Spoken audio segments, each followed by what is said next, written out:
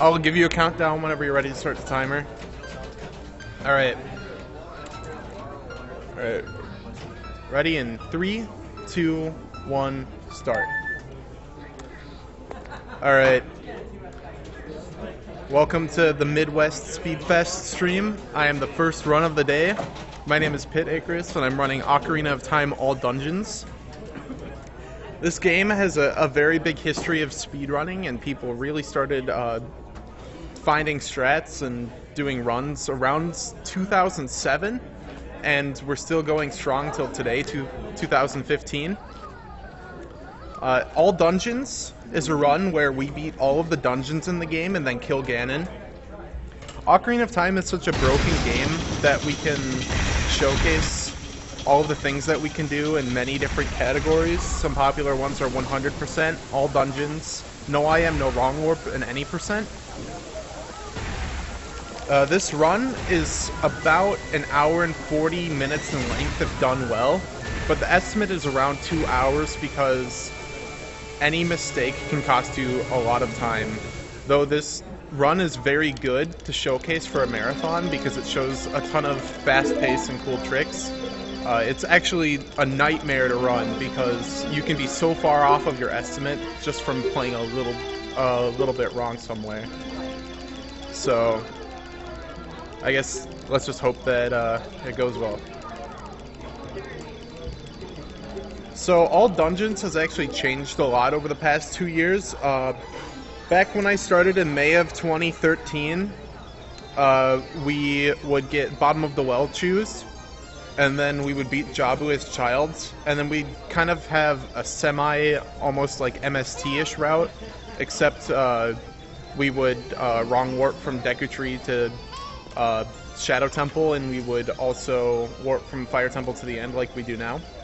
But instead, now we found an easy way to get a bottle on our B button, so it completely changes up our whole route, because instead of getting explosives as child, we can just give ourselves bombs really early into the adult sequence. So what we're going to do is we're going to get a stick and get our bottle so we can do cool stuff as adult, and then we're going to go adult as soon as possible, because we can beat almost all the dungeons faster as adult. The only exception is Jabu Jabu's belly, because you need the boomerang to defeat Baronade. So because it's faster to do most of the dungeons as adult, you're going to be seeing me do pretty much every dungeon out of order in this run.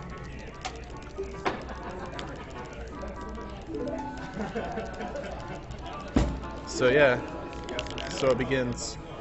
For any of you guys wondering why I'm playing in Japanese, it's because there's less text in the Japanese version, because they can express more words and less characters in Japanese because they have more characters in their language.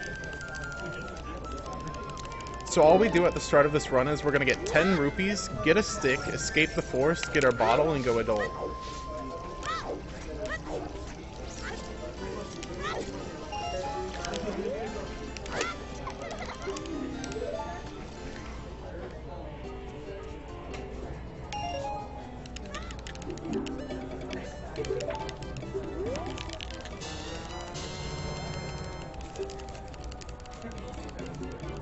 Also, if chat has any questions, if someone could just relay them to me, I'll answer anything that they want to know.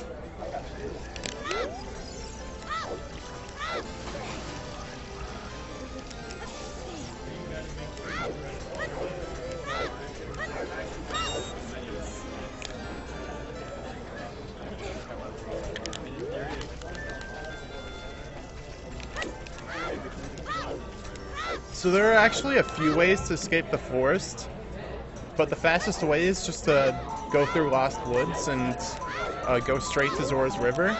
There's a faster method where you can cut through the block here, but there's a small chance that you could break your stick, and that would cost me a lot of time, so I'm just going to do a trick called Navi Dive, where I wait for Navi, and I'll jump slash with my stick and talk to her, and when I'm leaning back, I'll basically cutscene dive off of the Navi text, and then I'll be able to enter the loading zone as if I had the silver scale.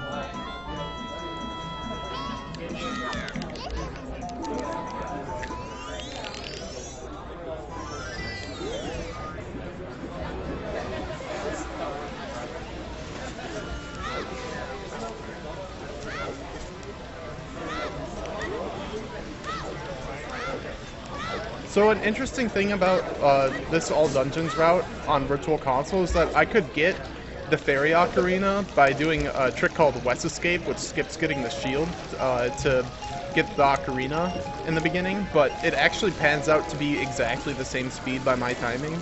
So it's a lot easier just to get the bottle, skip the Ocarina, and to just use Ocarina items, which is a glitch with like fish or bugs, to play all your songs.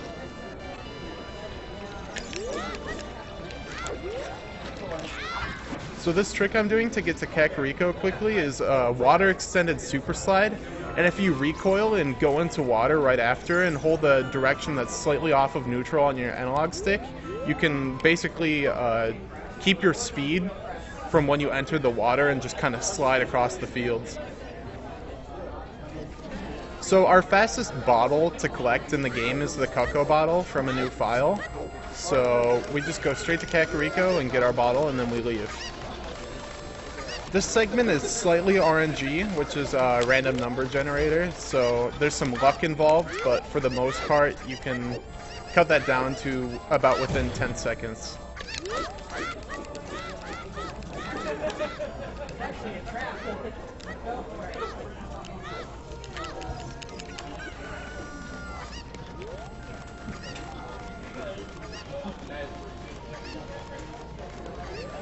Is there any way we can like get the volume up on the TV actually?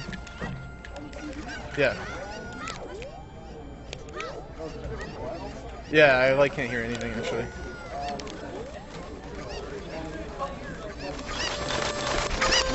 There we go, that's a lot better.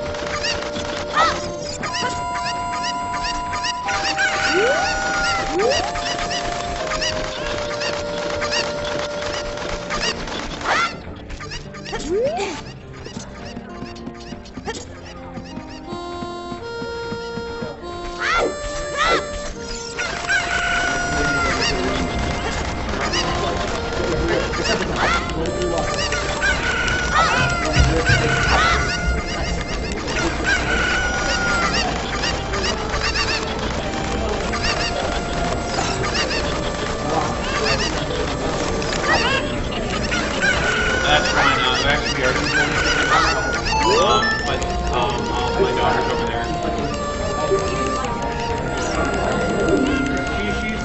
Alright, we got our bottle after collecting our 7 Cuckoos. And now all I have to do is go adult.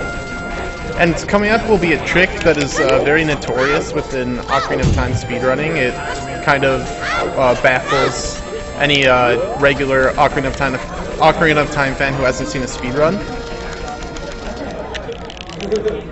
The Door of Time skip is probably the first major sequence break found in the game, I think. Or at least the first one of this magnitude.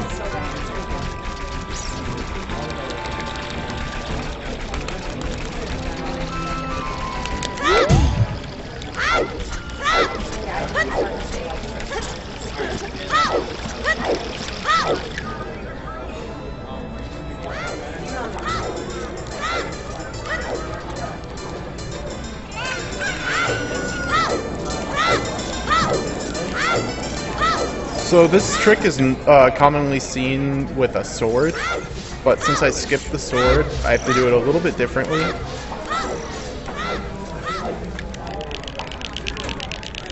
Essentially, the trick is an angled side hop, and then you kind of clip through the wall, and then I'll do some silly things to kind of slide along the wall and in bounds.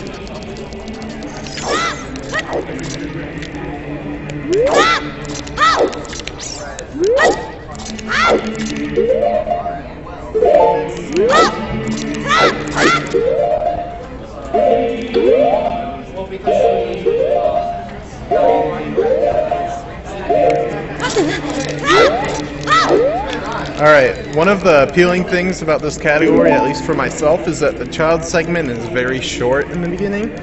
A lot of different speedruns of this game have relatively long child segments, some even going up to about 35 minutes. And usually we really don't like child segments because adult segments are usually way more fun. All Dungeons probably has the best gameplay to cutscene ratio, which means like most of the time you're going to be playing the game unless you're going to be sitting in text dialogue. So the biggest cutscenes that you'll watch are the Master Sword cutscene, which we're in right now, which lasts about 4 minutes, and the intro cutscene, which lasts about 3.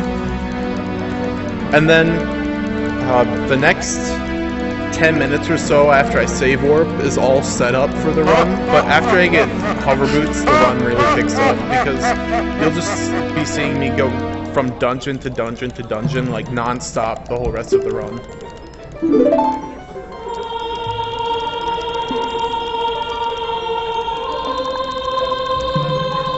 So yeah, this is the perfect time for any questions in chat if there are any. That's a shame we're not taking donations going. We're not? Just kidding. Just kidding. That's so funny. Now what? I am.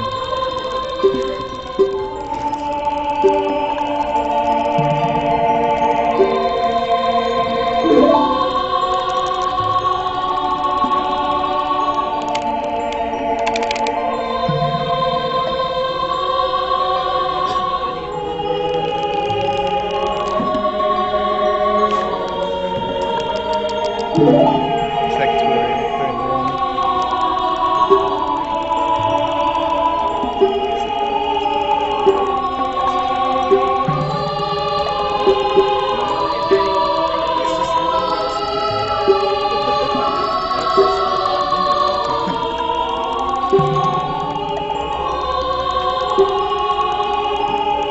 Is this the longest cutscene in the run? Yes, it is.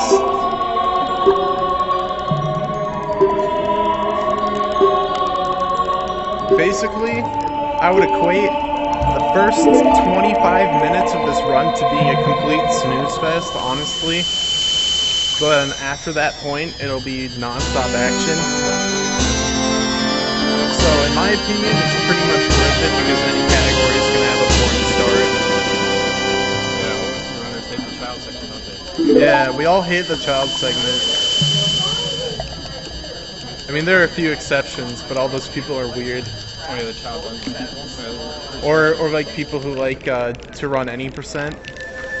20-minute category, they'll just kill themselves trying to get the most optimal time. And then they cry over it, huh? Like, there's definitely its appeal.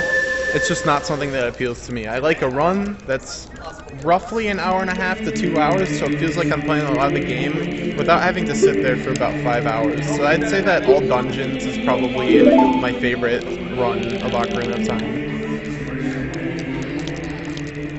But of course, that's just my opinion, and that'll vary from person to person.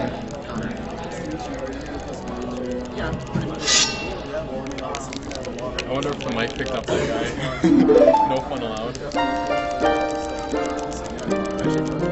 So which dungeon do you go to first? We'll go to Shadow Temple after doing a little bit of setup, and we're just gonna get the hover boots and leave. It's been that way for a while, hasn't it? Yeah, it's a little weird. Some of the dungeons will just kind of like walk in and do something small and then come back later. I think we do that with like 3 dungeons in this run. It's just faster to do them in multiple segments.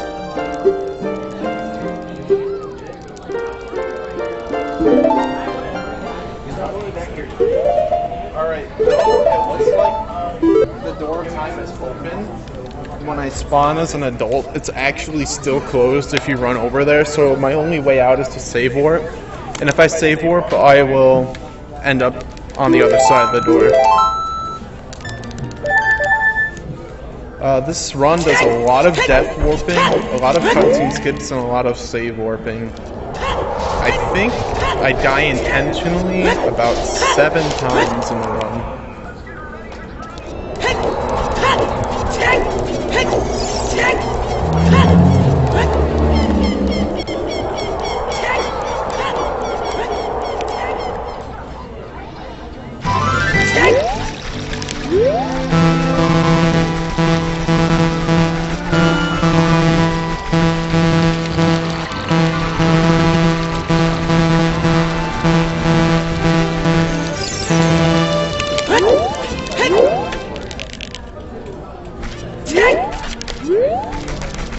So right now I'm basically just getting a shield and the pocket egg. And the pocket egg starts the trading sequence for the big Oron sword. But the only reason why I'm getting the pocket egg is because I'm going to do a trick called Reverse Bottle Adventure. And what happens with Reverse Bottle Adventure is I put a bottle on my B button, and depending on what item is on my C right button, when I drop or catch fish or bugs respectively, I will get some items written or taken out of my inventory. So I will be RBAing a Poe to manipulate my bomb chew count, even though I don't have any yet. It'll write the value of 29 when I drop and catch bugs. And if I RBA a bottle over where my bomb slot normally goes, and then RBA Kojiro for a bomb bag, I can get bomb drops even though I haven't actually gone into Dodongo's Cavern yet.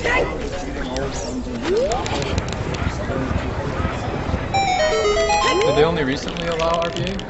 No, All Dungeons actually has no restrictions in it, and I don't think it ever has had any restrictions. Must have been another one. Yeah, that's Medallion, Stones, and Trials, which is a somewhat similar run, but not really. They used to be really close in content, but ever since All Dungeons started using the easier Reverse Bottle Adventure and some cool wrong warps, the routes haven't looked very similar at all.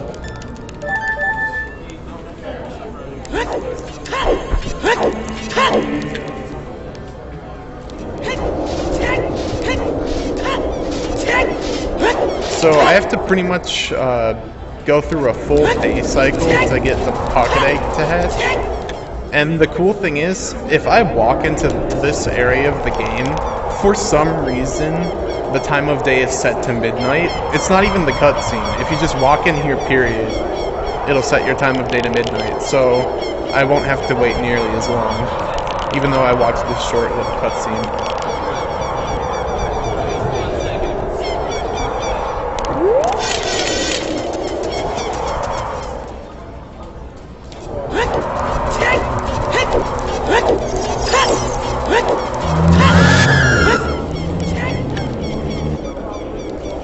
So next I'm gonna kill a Poe in Hyrule Field, then also get a bottle on my B button so I can write that bomb chew count into my inventory. Because we use a ton of bomb chews in this run because it does make the run a lot faster, which makes sense for a speed run.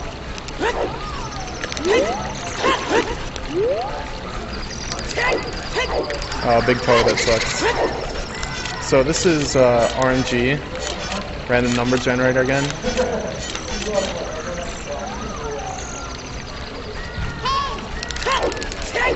Here we go.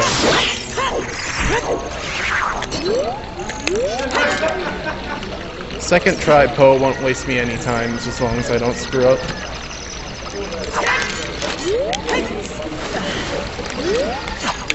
So I get a bottle on my B button, and now I catch this Poe in my other bottle that's now open. And now I drop and catch my bugs again, and it'll write the value of 29 to my bomb chew count, even though I haven't gotten the item yet.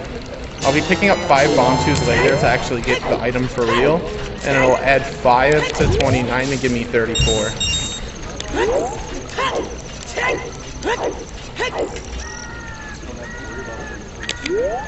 So now all I have to do is wait for a day for the pocket egg to hatch.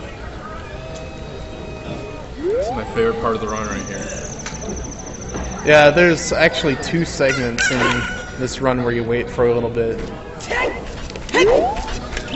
Which seems kind of weird for a speed run. This is just a little trick called inverted backwalk. It makes it so I can see what's actually behind me. I just do it for fun.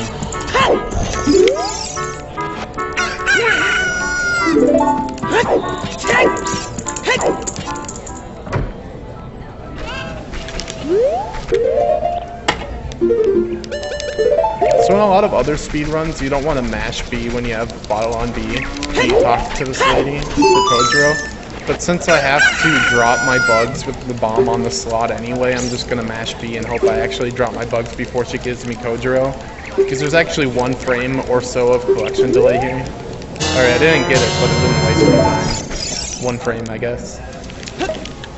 This game runs at 20 frames per second, by the way. So 20 visual frames per second, but it still takes input at 60 frames per second.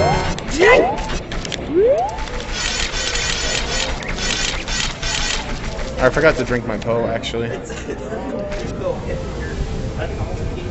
That sounds delicious. Yeah, I just drink my Poe to give me back the bottle. So now after all that RBA, I can get bomb drops, and a convenient one is right here in Dompe's grave, and I need to grab a 20 rupee drop anyway, so it's actually really convenient. I'm going to be buying the Deku Shield as an adult in the Dodongo's Cavern in this run, so I need rupees. Alright, Dompe race. I hate this guy because the fight is random and sometimes he'll just destroy you. I could still pull out a 50. I'd say... Nah, probably 51, yeah, that's probably right. Because there's a little neato trick you can do with a sword here. You can like jump slash onto the platform, but at the same time I equip sword when I equip hookshot, so I can't do that both times. So up here you could do a quick jump slash to get up onto the stage. I have to climb up instead.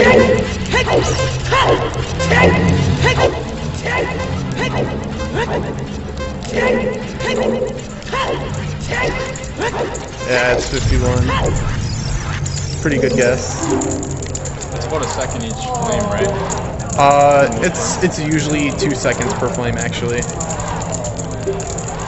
Sometimes it's like 1.5. Like you can get hit by a flame and still get a 48 or a 49.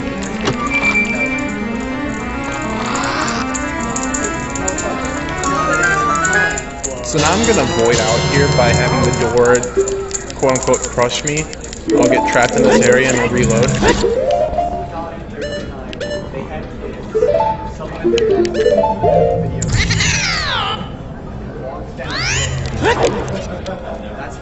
So now I'm gonna do a trick called Super Slide Teleport, and it combines a Super Slide, grass, without a strength upgrade, and infinite sword glitch.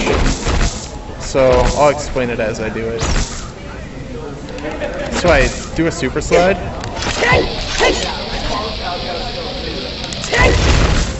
And grab that bush, and when I let go, Link will try to pick up the grass and warp back, and because I have infinite sword glitch, I won't fall, which is one of the side effects of infinite sword glitch. So then I can kind of navigate in this slightly out of bounds area, jump over the loading trigger for the Shadow Temple door, and go straight into Shadow Temple, even though I haven't done anything yet in the game.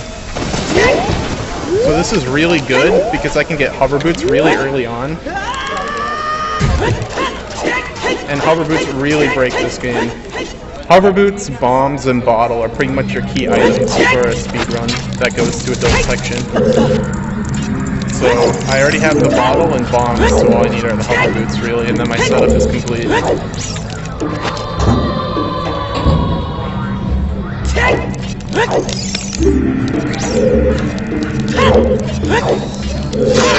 Convenient Deku Nut drop here. I'm gonna need these for later.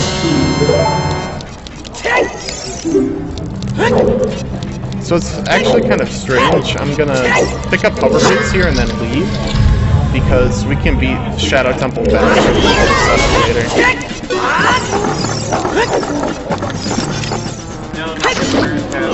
Take advantage of exploits. Oh yeah, tons of them. I had a guy who's educated recently, so... There are people who speedrun games without glitches and exploits. We call them glitchless speedrunners. Oh, what? We call them glitchless speedruns. But the run I'm doing is probably one of the glitchiest runs in Ocarina of Time you'll ever see. He started, he's already in the... Is it the second to last or last dungeon? You can beat Spirit or Shadow Temple in any order, Yeah. but I'd usually consider Shadow Temple the earlier of the two, so that's the second to last dungeon. So I just get the item there, the hover boots, and I'll come back later.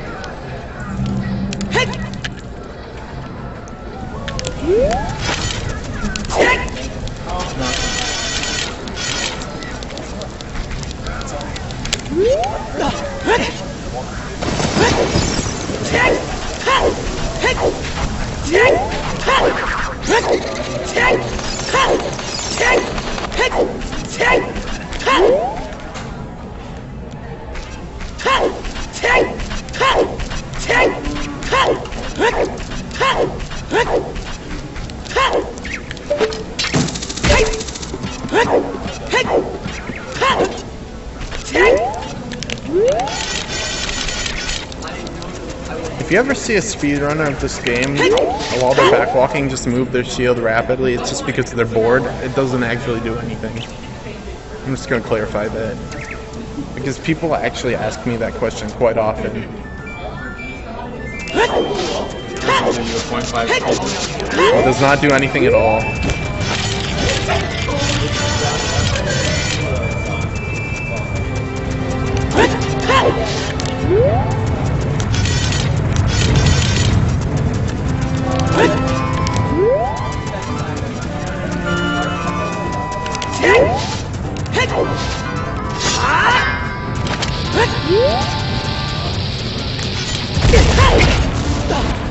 Alright, now I'm going to be using that trick again called the super slide.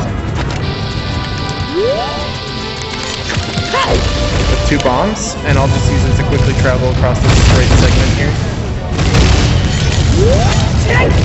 Super slides are very useful when you're crossing long distances, though I think that one only saves like 4 seconds.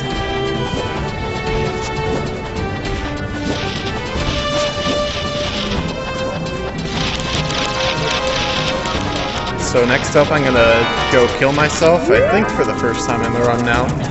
It's gonna be to skip the Bolero Fire cutscene because I'm gonna use that song a lot to warp around the game.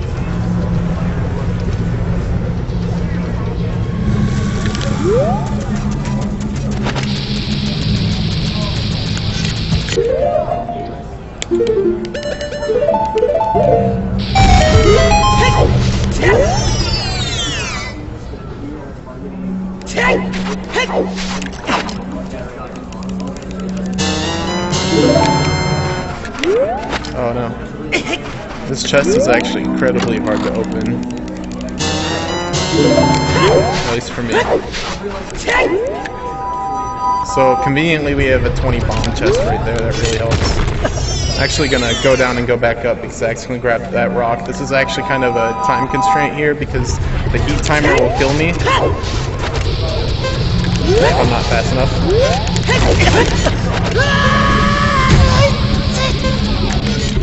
So I do that, make a side hop to get down to the sledge, and then I damage buffer with Kojiro.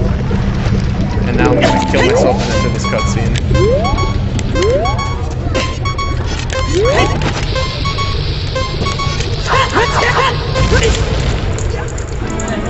So I die exactly when I enter this cutscene trigger, and because they give you the song right away, I now have the Bolero Fire and I didn't have to watch the cutscene for it.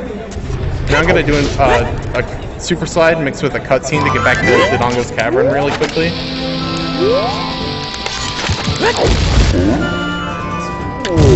I actually need 50 rupees to get the Deku Shield in Dodongo's Cavern, so I'm going to have to pick up these rocks here, and it looks kind of dumb.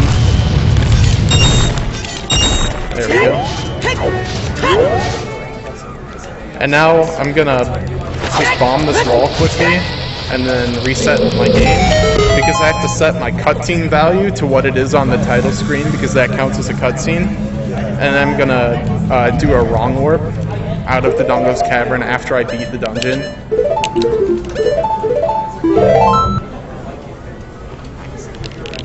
Alright, so the Dodongo's Cavern is normally the easiest dungeon to do as an adult, but in All Dungeons it's one of the hardest since we already have bombs and we want to complete the dungeon as quickly as possible and then wrong warp. So there's actually a lot of hard things I have to do.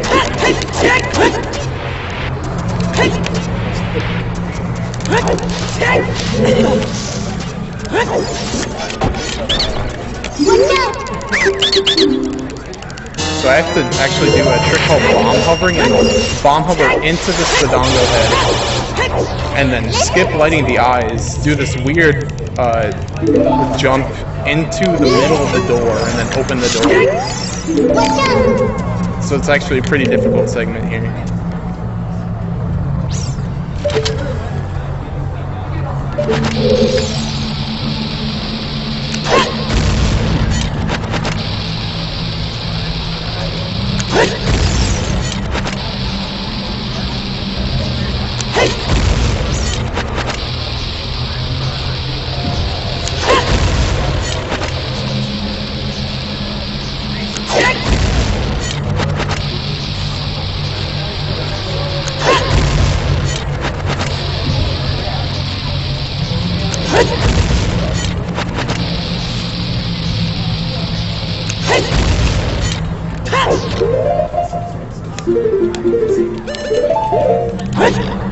Oh, that's actually really bad.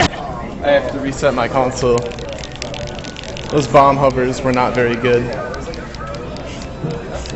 The only problem with that trick is you have to have pretty good bomb hovers or else you'll run out of space to kind of like jump into that head.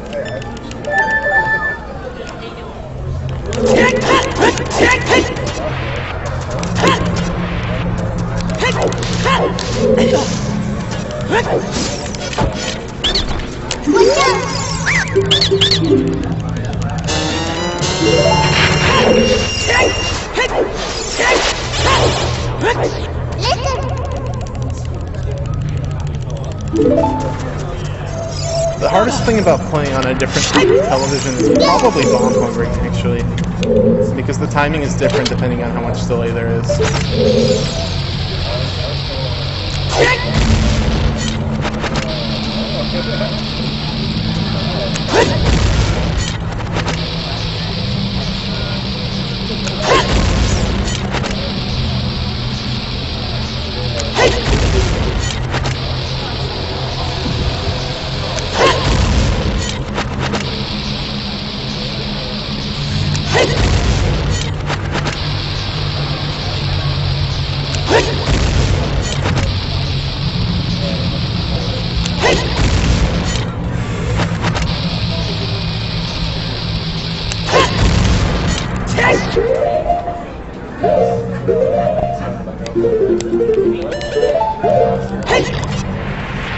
Alright, we made it up. We're short some bombs, but...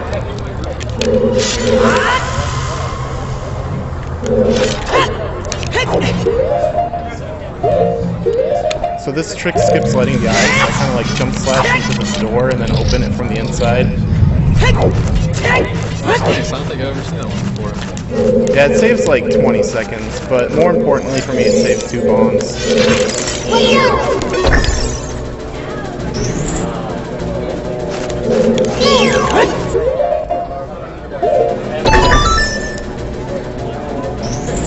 This is actually a pretty bad Dodongo's Cavern.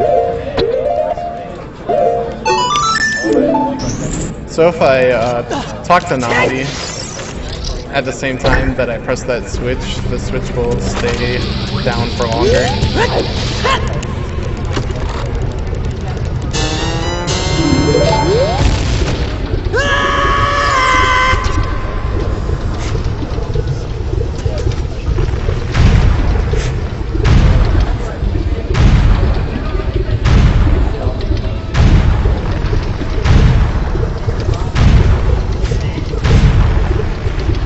Now really the only thing that could go wrong in Dodongo's Cavern is if I missed the cutscene skip, which would actually cost a lot of time.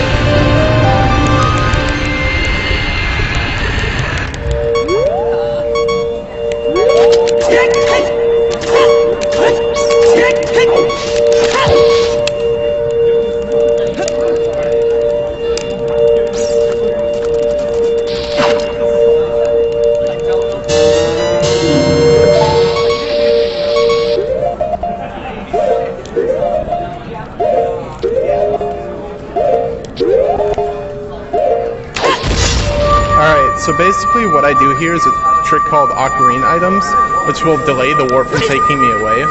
And then on the same frame the warp would normally take me away, I death warp. And some funny stuff happens. I skip the cutscene, and I actually warp to Gerudo Training Grounds.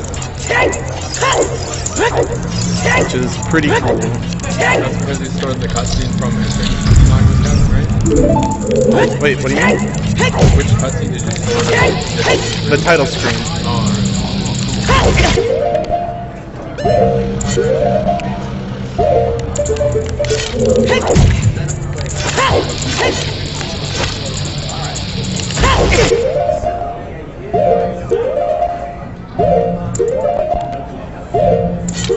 So this is a trick called Weird Shot, and the game thinks that I'm below the ground when I'm really not at all.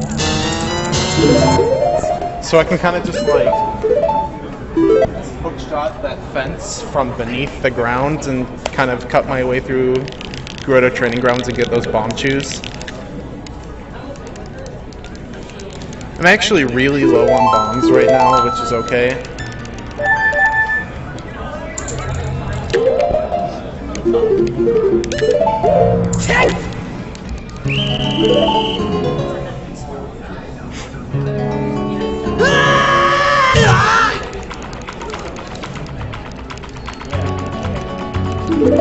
So if I hook shot through this wood here, I can kind of get to the top of the jail and then skip the Gerudo card by doing a precise hover boots, side hop, and jump slide, and just kind of like pass through the gate.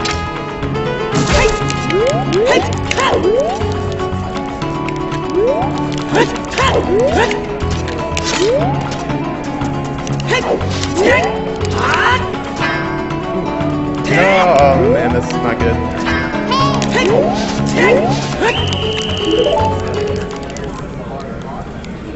Let's try again.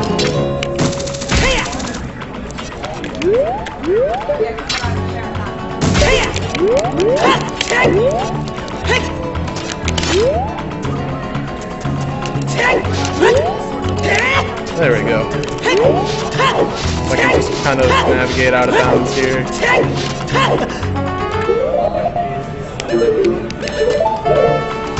Next thing I gotta try is called the Hyper Extended Super Slider, which is kind of like a super slide, but I can change my angle without losing speed.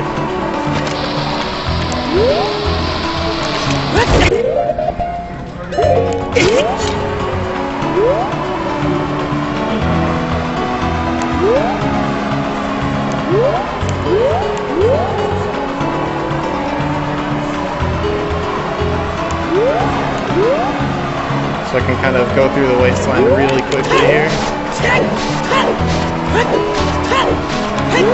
Which is actually a lot harder than it looks because you have to follow an exact path pretty much through the wasteland if you want to get to the Colossus.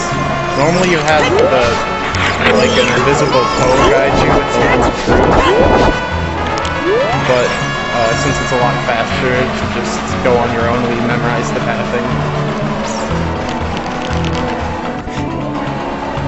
And next up is a pretty infamous trick, Spirit Hover, which saves a ton of time from not having to go through the dungeon to the mirror shield. We'll just hover all the way up the dungeon from the outside. And in this category, we are forced to do Spirit Hover since we skipped Zelda's Lullaby and we cannot go through the dungeon normally. So this is a required trick. Luckily we have a bunch of bomb chews to make our hover easier though.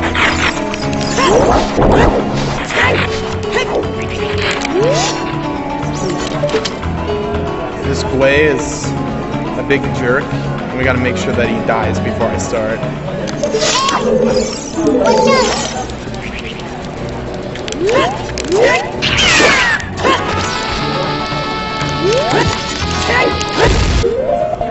Alright.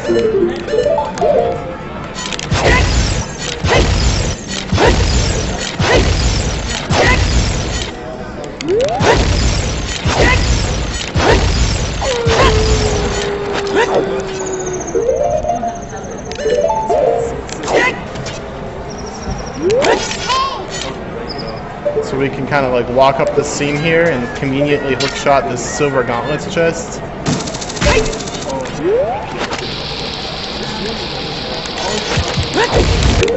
Now we can just super slide across this gap. And now we just got the mirror shield without entering the dungeon.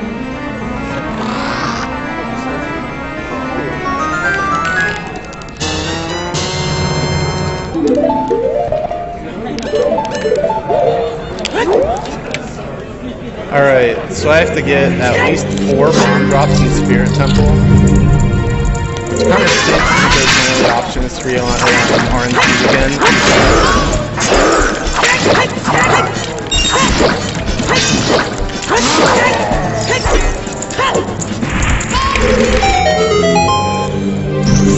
And these Armos are actually really hard to kill without magic if you don't know how to do it the right way. So I actually played around with how I'm going to kill these things a lot before to try to make it as optimal as possible. I still screwed up.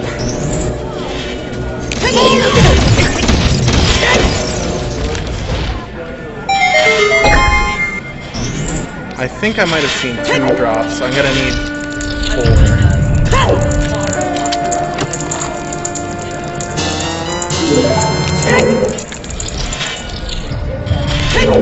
Only 1 drop actually, I'm gonna need 3 drops.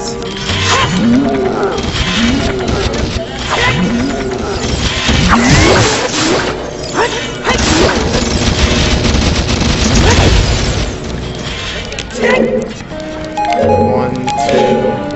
Alright, I'm gonna need another bomb drop here.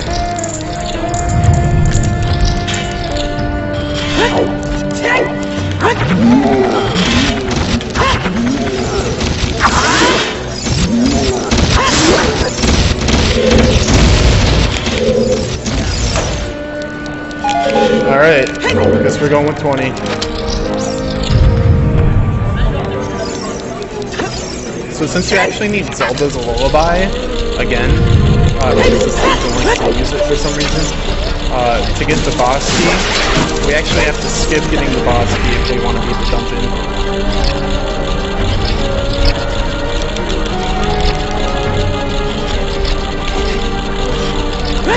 Which is fine because we only get the fire boss key in this run. We said that we skip every other boss key.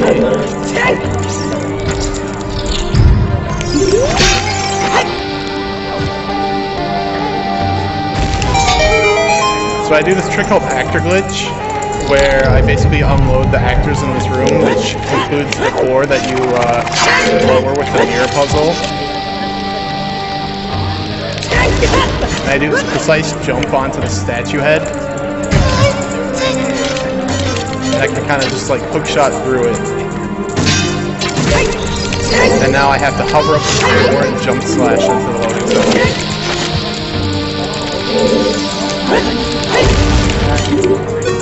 Because the top of the door for some reason has no collision.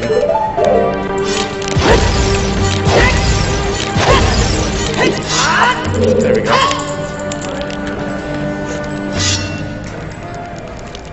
Alright, this next trick is super YOLO because it saves 30 seconds, but if I accidentally screw it up, I will die and it will waste a ton of time, but I'm just going to do it anyway. Just because.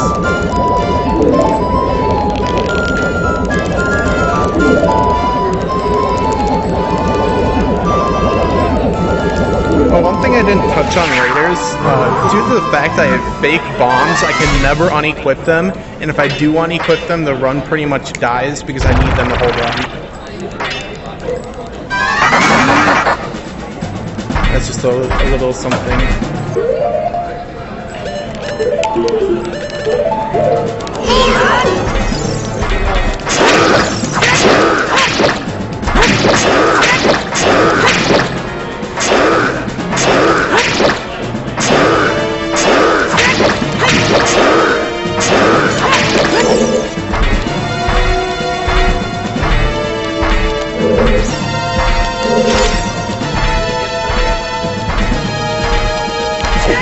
Oh no, I screwed up.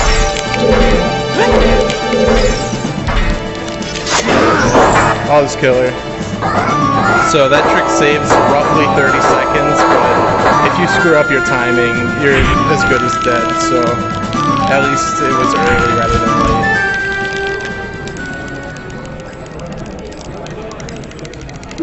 What you normally will do is you'll drop a bomb, and at the same time that bomb hits her, you kind of like hook shot through her to clip through the wall, and you avoid out, and it'll override this cutscene. But I'd much rather just watch the cutscene and die.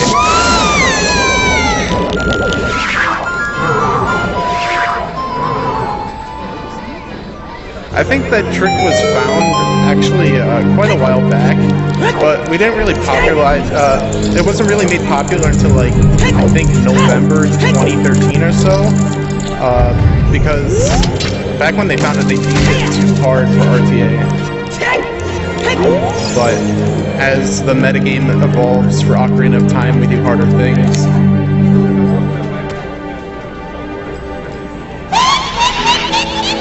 So the first phase of this boss is a huge troll fest because the way that they move around and when they shoot is random, and you can end up losing a ton of time from them deciding not to cooperate with you. So this is a pretty infamous fight for Ocarina of Time speedrunners.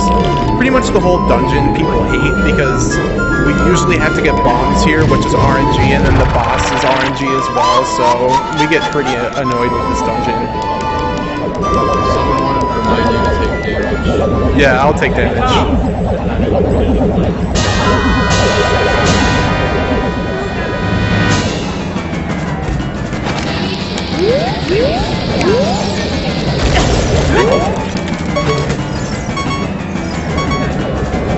They are not cooperating already.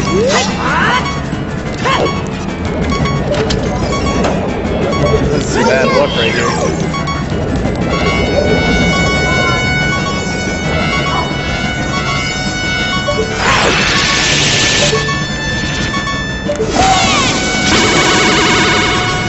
That's pretty awful luck.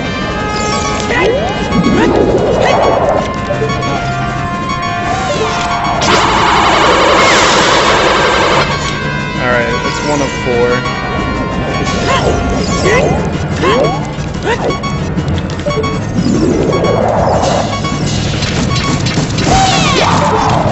So if I hookshot one of the will stay in place, then it's a lot easier to hit them. A little trick that a lot of people don't know about unless they speedrun this game.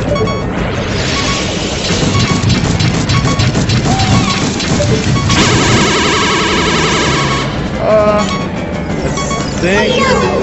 Alright.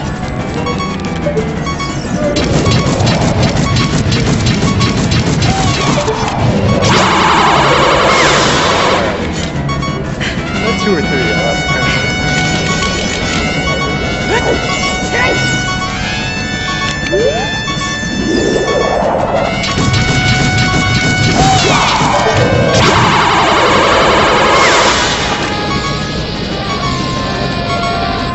Oh, waste of a bomb. It's a shame.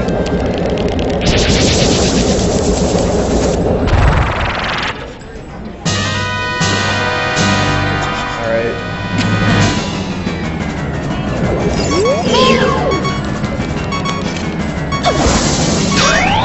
So, Twin Rova Phase 2's order is always 3 of the same thing in a row that have health. And luckily we can one-cycle her, so this part isn't random at all.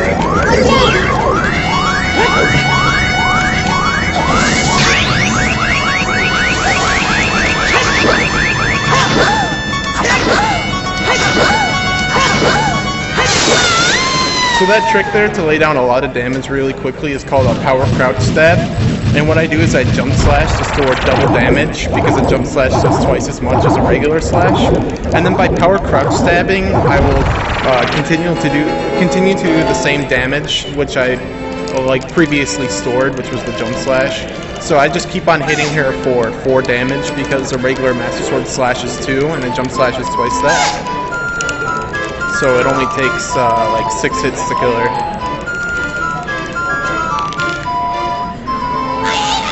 So coming up, I'm going to be doing another cutscene skip. This will be dying and basically death whooping at the exact same time the frame loads. This one won't take me anywhere super special, just the beginning of the dungeon, but it'll skip a reasonably long cutscene. I think it's about a minute and a half. Actually, probably a little bit less because I haven't beaten the Shadow Temple yet. When you beat Shadow and Spirit, or Spirit and Shadow, like at the end of the second one of the two dungeons, you'll get this little text from Raru saying that you should go to the Temple of Time.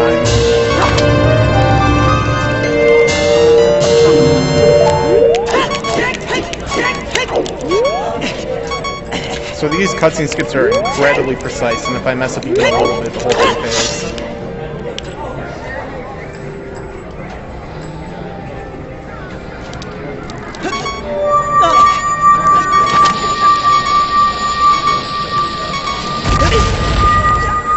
Alright. That's good.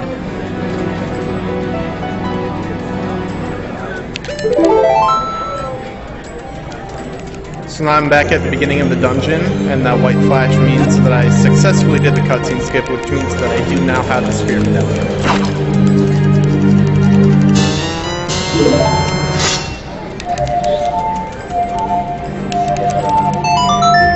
So now I do a trick called Ocarina items again, and it means I can play my Ocarina.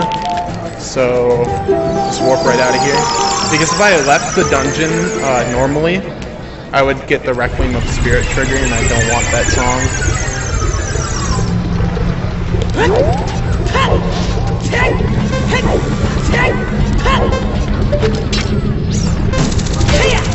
Next up is one of my favorite parts. We just basically take a whole crap ton of damage with our bomb shoots on our way to skip another cutscene.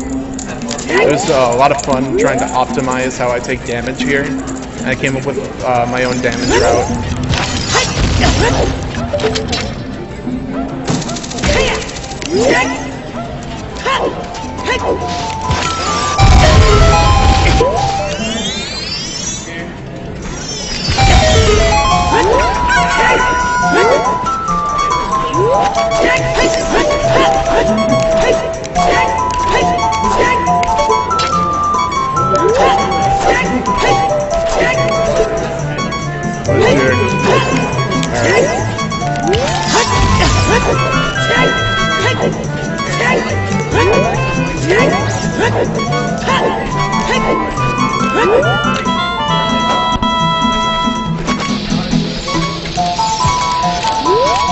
So the trick I'm doing here is called a ground jump. I can grab this ledge here and cut my way through the Sacred Forest Meadow really easily.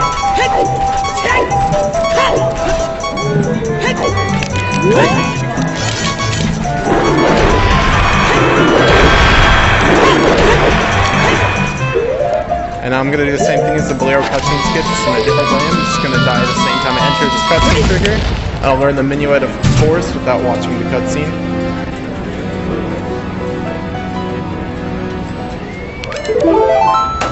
And next, what I want to do is actually enter the Deku Tree as an adult, but I'm not going to really do anything much. I'm going to be clearing the cutscene so I can do a wrong warp there later and keep my previous cutscene value instead of the one that the Deku Tree gives you. And I'm going to get a couple of Deku Sticks and then leave.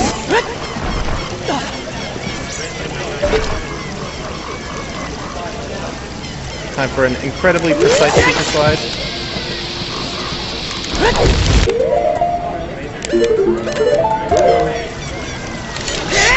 There we go. You see there, I just landed on that really tiny corner there.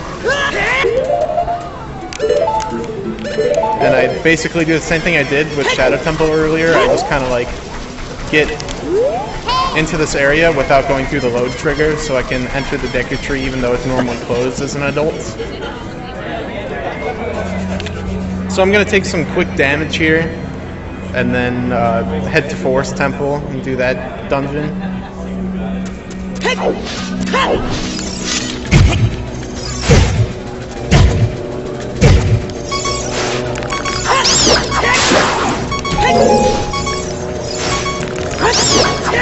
You have to kill these Deku Babas in a specific way to get a Deku Stick because they normally give you Deku Nuts.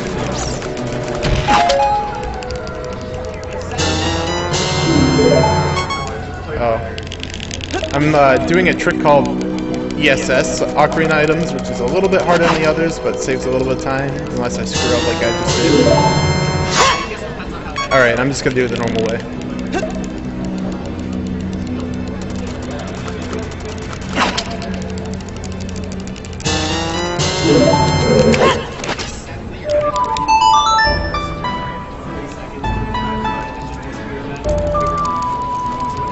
So Forest Temple is one of the quickest dungeons in the game if you're just trying to beat it.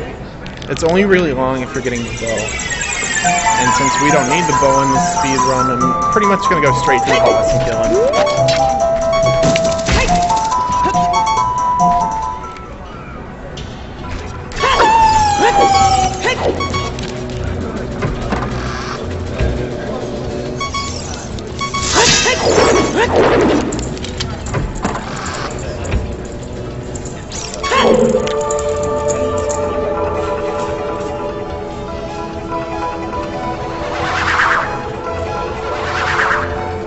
So the cool thing about Forest Temple is that the boss loading zone is pretty much right under this room, and we have a convenient clipping spot, so we can just skip right to the boss right from the second room.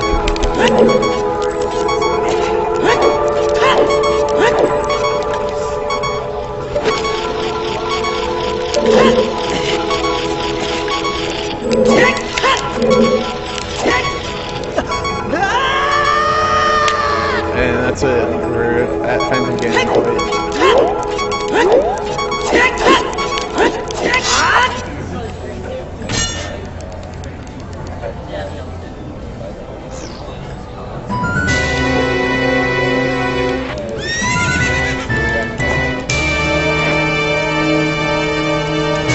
So in all dungeons, whenever we enter the dungeon, we pretty much destroy the heck out of it and go straight to the end. So this is a pretty common theme. This is pretty much the first dungeon we cut right to the end too. Right to the end of.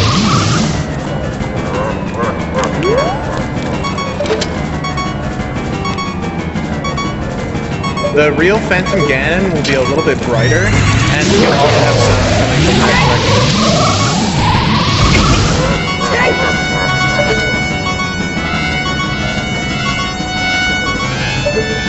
It's actually really easy to tell which one's the real one. You'll have like white pigments on the board.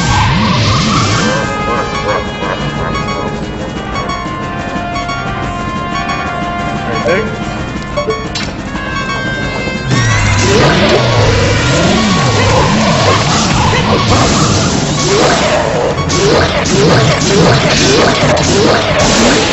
Alright, so you can quickly one-cycle Phantom Ganon with Infinite Sword Glitch, but you have to turn around at the right angle and have it so that your sword is on him, and then I spam Hookshot so it interrupts him from getting up. It's actually quite difficult unless you do that little setup there. If you screw that up, it's really hard to make it up and then get that setup.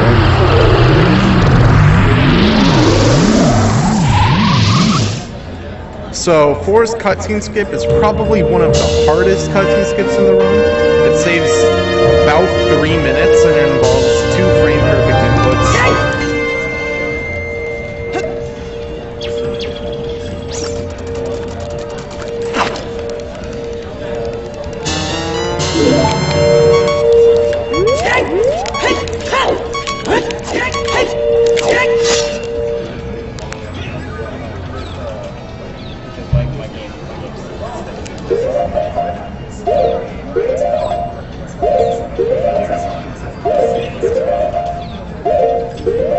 Alright.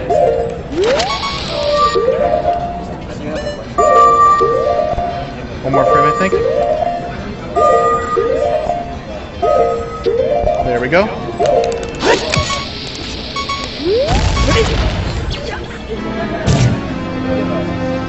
Should be good.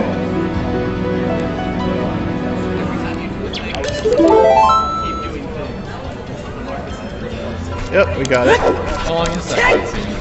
It's a little over 3 minutes. Yeah, it's probably one of the longest ones.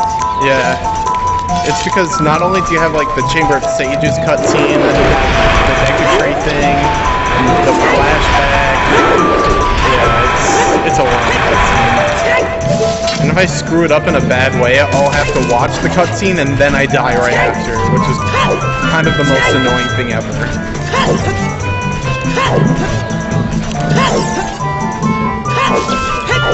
So next I'm gonna go to Water Temple, and I actually need to get some bombs because I wasted some earlier.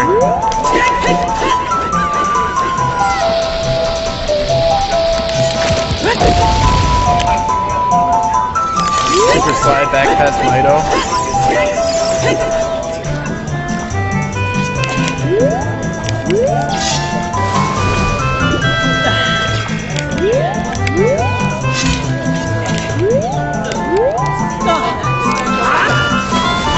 We'll just kind of clip through that block. End up in Zora's River again.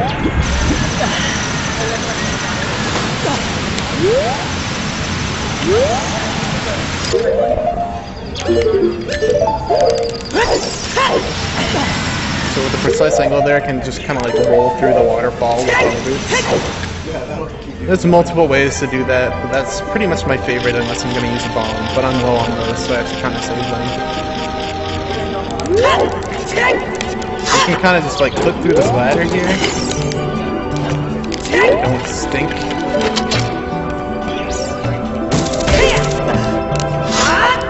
And we'll just navigate our way over here. Jump out of bounds. Land in this water and then enter the warp here and head straight to Lake Helia. I'm gonna need some bombs, so I'm gonna have to do a slower option to get into Water Temple. But it's a pretty good backup if you need bombs. I just need one drop. So 2 would be fantastic. Okay, so there's 1. Alright, we're rolling with 1.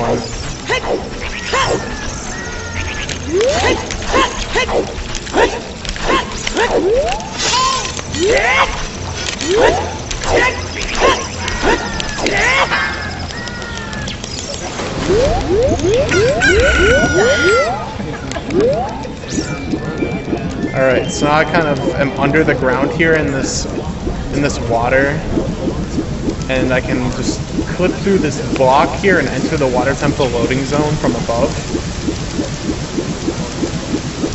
So I don't need to get iron boots for this.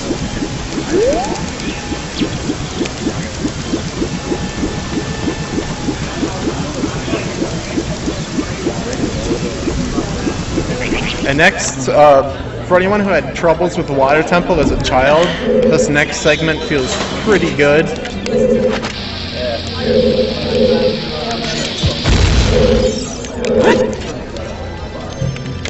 Screwed up my angle a little bit there.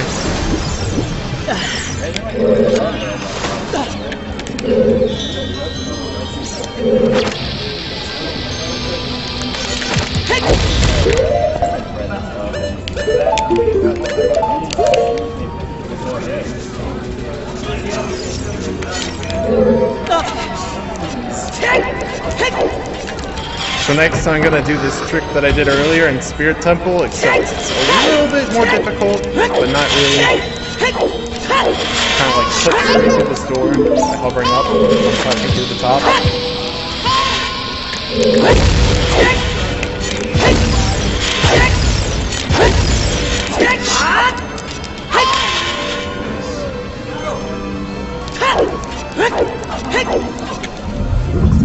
So that's pretty much Water Temple in a nutshell in speedrunning. We just go straight to the end. Is that the fastest jump?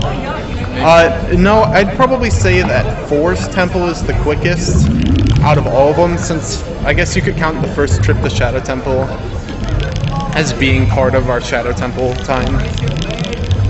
So it's probably Forest, then Deku Tree, then Water, and then Shadow.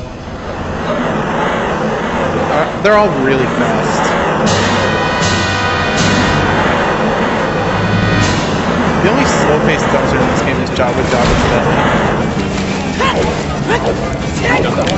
Deadly. No, I will do that later. right after this one, actually. So I have to take damage yet again. And Morphe's all the way over in Mexico, so...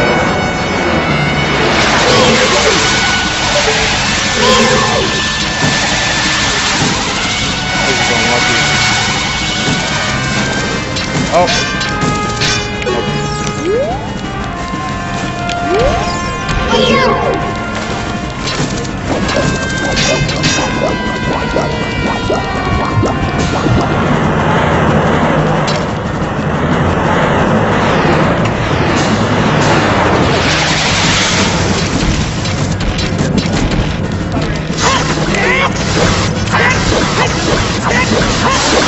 Kind of just trap Morpha in that corner there and crouch stab her to death.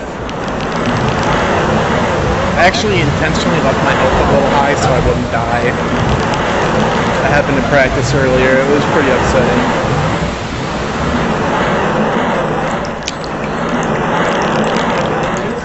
The last thing I want to do is have to skip the boss key again, especially with my really low bomb count.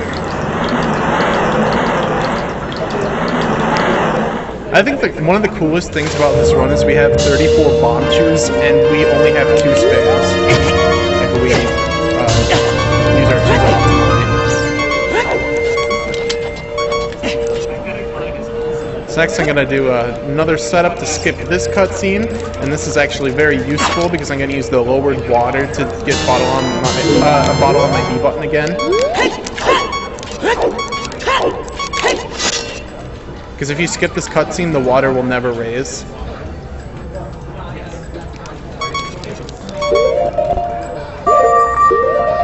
Come on. One more frame.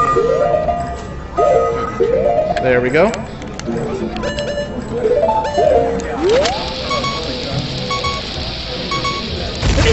Alright.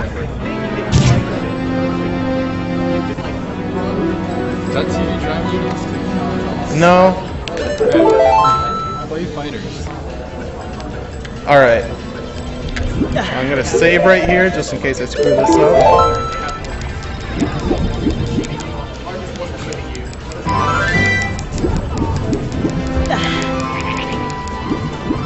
I created my own setup for this trick because everyone hates the other one.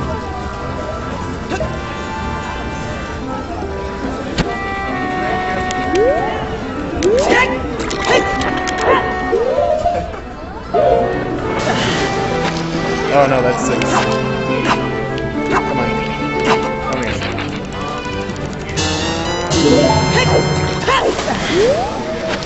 So I gotta try to align myself with the middle here.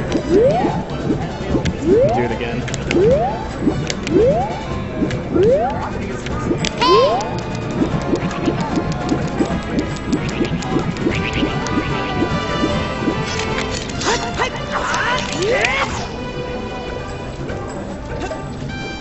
Alright.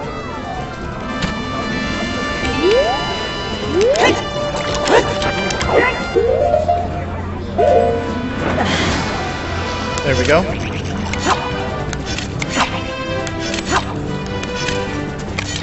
Wow. I couldn't catch my bugs. I got the trick, but that happens very rarely. Sometimes you just cannot catch your bugs. It's not because they're impossible to catch, but it's just because you can't really see them. So, I'm pretty bad. Alright, we can just try that again because I saved.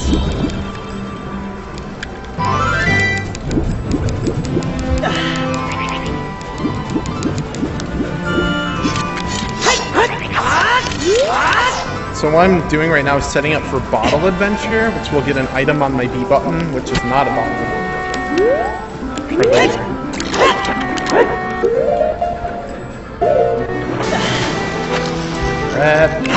This is not going well.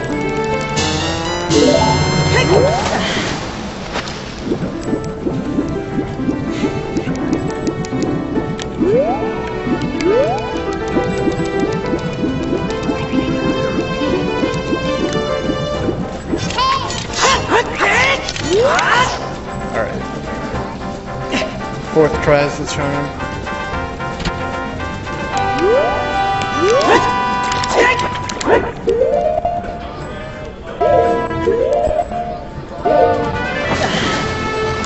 we go. Bugs! No, they did it again. That's twice now that I haven't been able to catch my bugs. That's really a shame. This one is bad.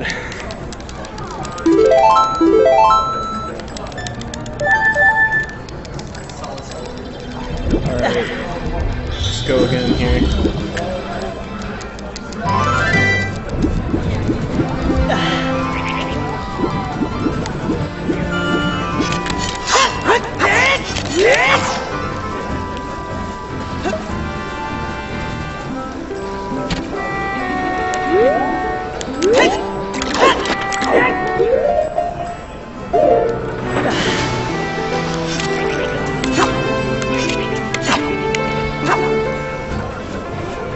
That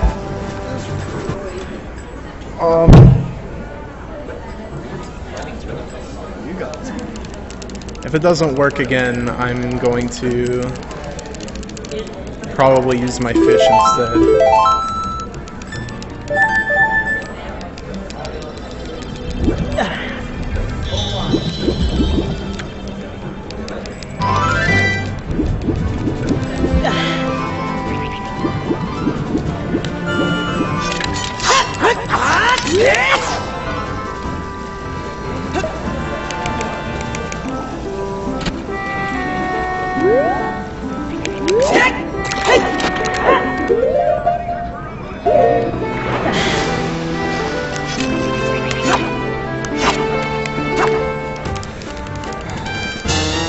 So frustrating. Okay, I'm going to use my fish this time.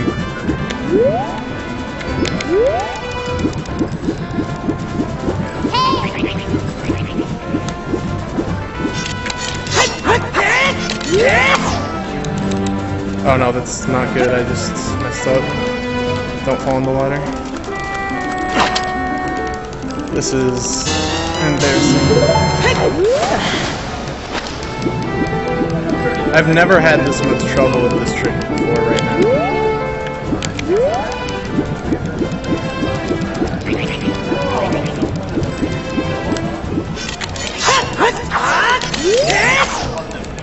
Alright.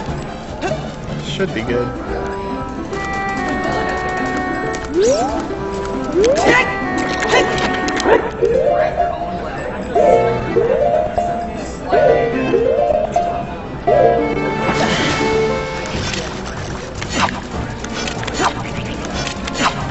Catch the fish, please. This is let me try something else.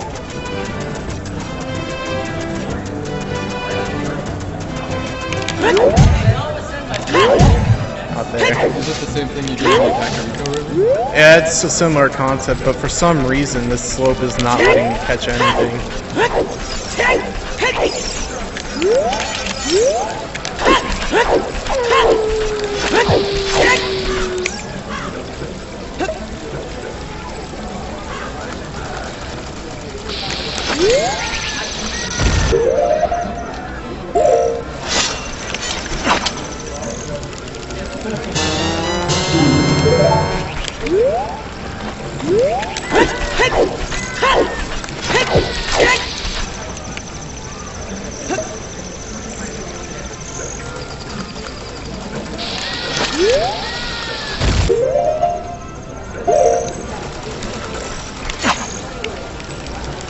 This is so dumb.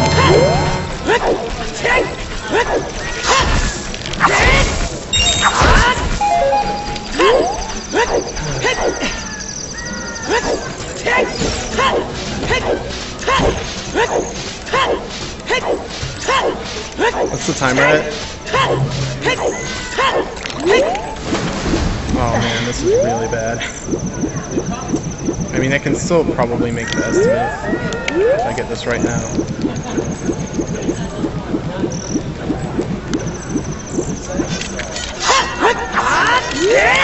What? I shouldn't have to, but I can.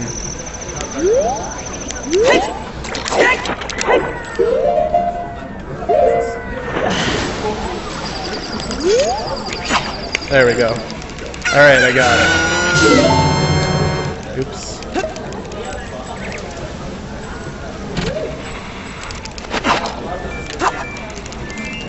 Alright, we got it. After a lot of failure.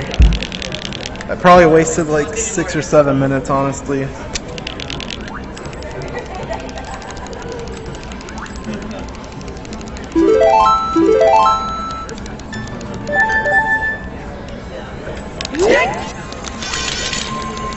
Alright, I can probably still hit like a 155 or something this run.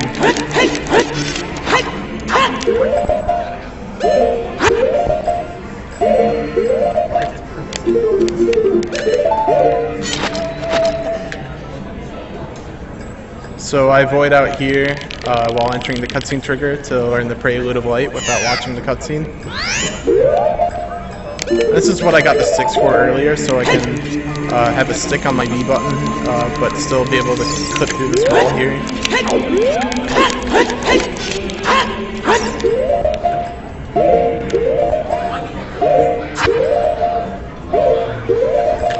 Okay. So now I just get a bottle on my B button again by duping over the stick on my B button, and this one's much easier.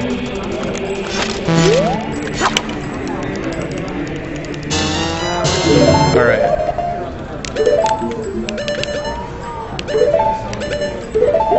So that was setting up for a trick called Bottle Adventure. And I'm gonna be a child and then have a fish on my C right button when I go back to adult after beating Jabu, and I'm gonna have 17 Deku Nuts, which will write the item value of 17 to my D button, which would be the Megaton Hammer. I'm gonna use that to beat the Fire Temple very quickly. So even though I didn't get the Kokiri sword from the chest earlier, when you go back to child, it'll automatically equip it for you for some reason, which is pretty cool. So I can use it even though I never opened the chest.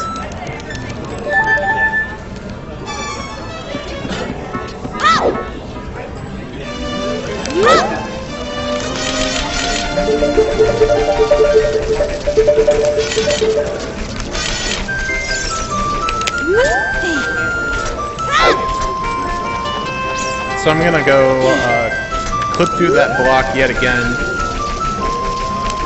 taking the exit to Zora's River for the 3rd time in the run. This time I have a sword though, so I can do it really quickly.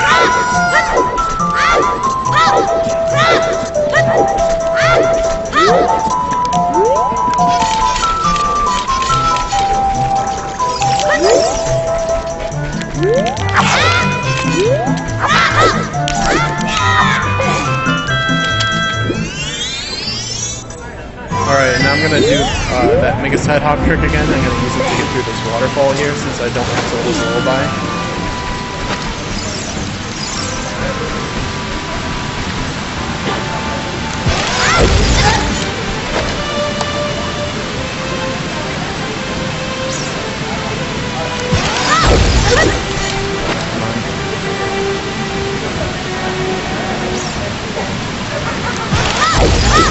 There we go.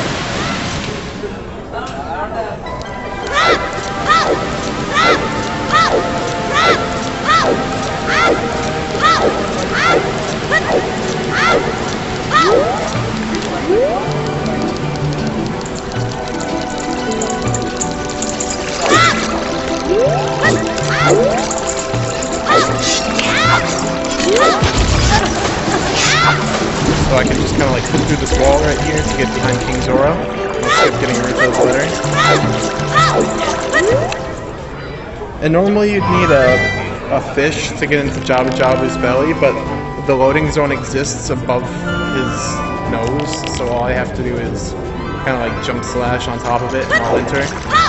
It also exists on the sides too, but this method is a lot safer.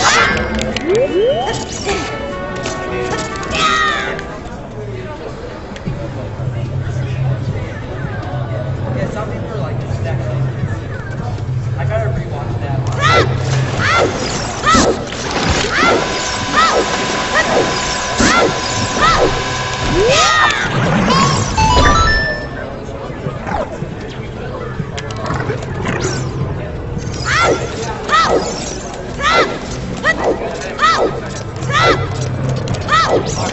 is actually the slowest paced dungeon in the game, because to get the boomerang to kill Baronade, we actually have to go all the way through Jabba's belly with Ruto. We can't activate that switch without her.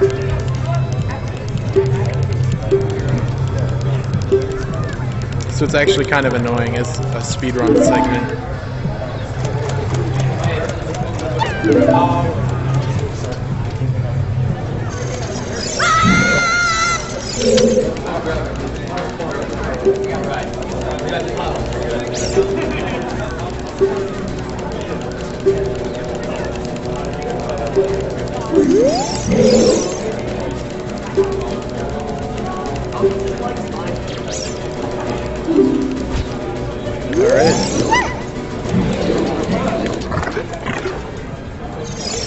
How much slower is doing Jabba?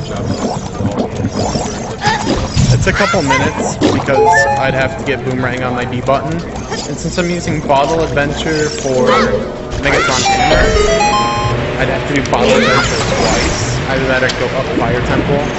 So that's pretty slow in comparison. Also, the trick to get into Jabba's belly, especially with no Megaton Hammer or Sword to get ISG with, is incredibly hard. No, hey, sit here.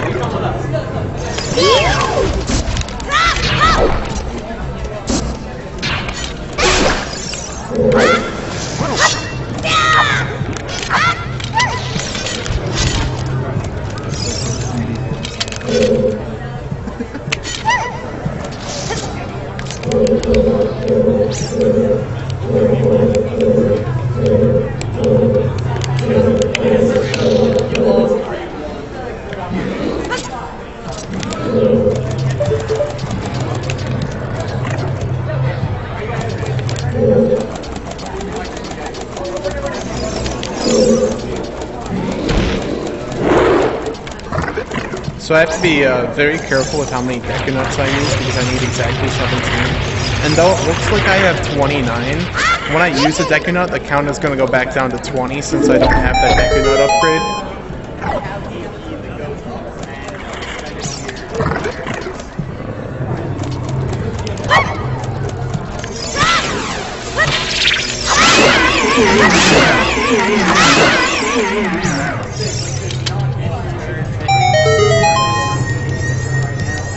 Pretty much all Ruto is good for in this dungeon is killing one of those enemies by throwing her. Alright, now that we have the boomerang, the rest of the dungeon's pretty straightforward. We do a few tricks and we go straight to the boss.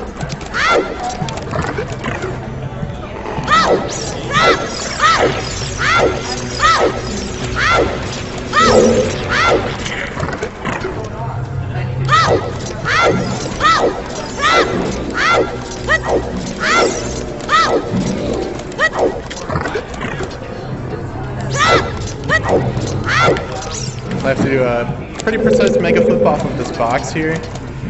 Get across this gap here.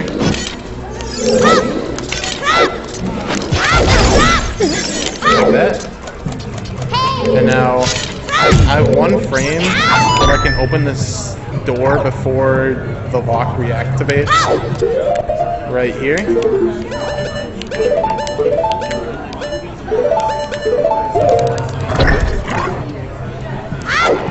And with the precise boomerang toss here, I can skip climbing up there. And hit the switch over here.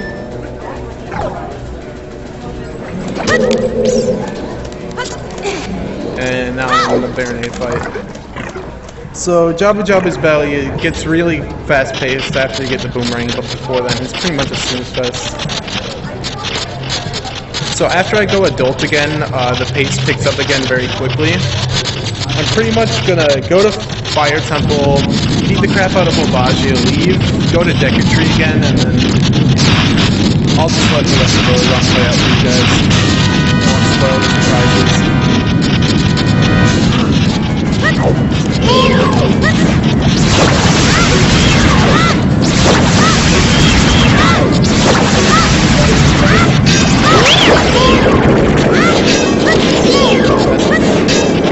So I used my Deku Nut that I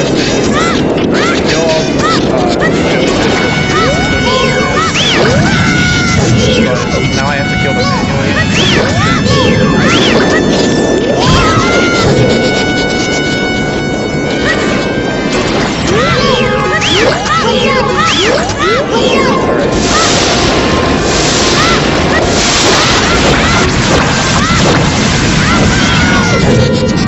If I roll into and take damage, or you roll this and not take damage, you'll get up faster.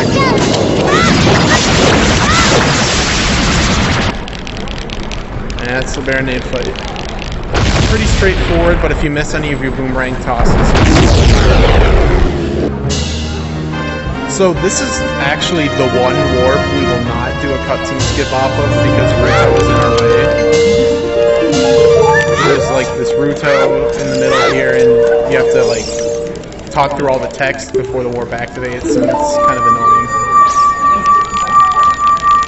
So this is the one dungeon cutscene we are going to watch, assuming I don't fail the other ones. Though I kind of have to get all the cutscene skips if I want to finish the run.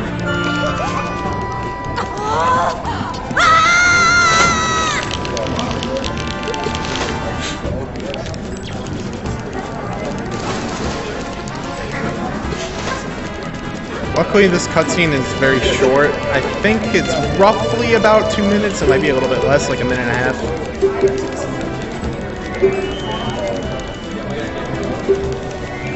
One thing about getting Megaton Hammer on your B button is you cannot die or else you will lose it.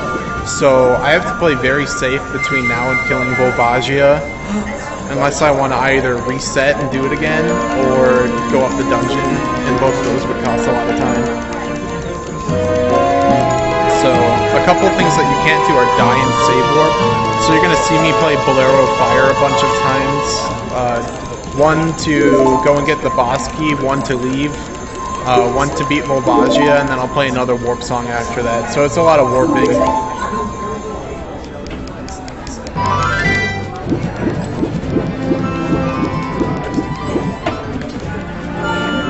So now I'm just going to use the Prelude of Light to warp back to Temple of Time.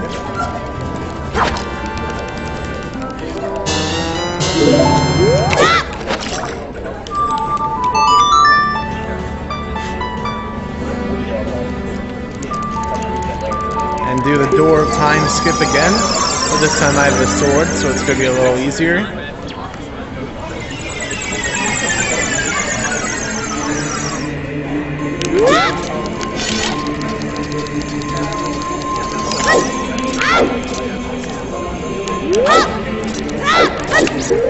Oh, I guess I'm doing swordless again.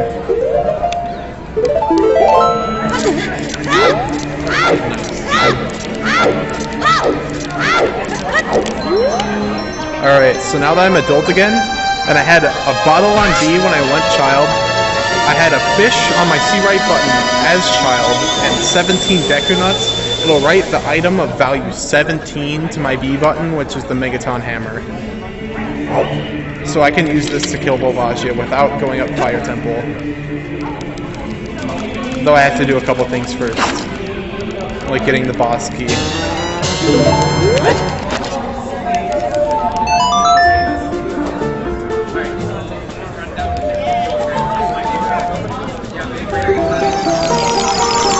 What do we have for time?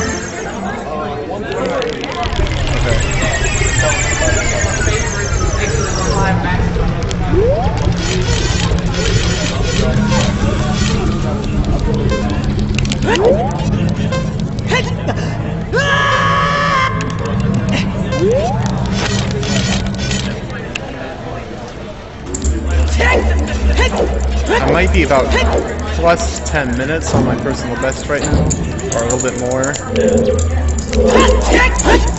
Oh, let's target this again.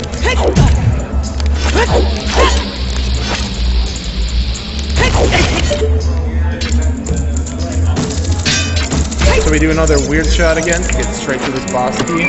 But since this room is locked, I'm going to have to warp back up with the Bolero of Fire because I can't save warp with Hammer on B or else I'll lose it.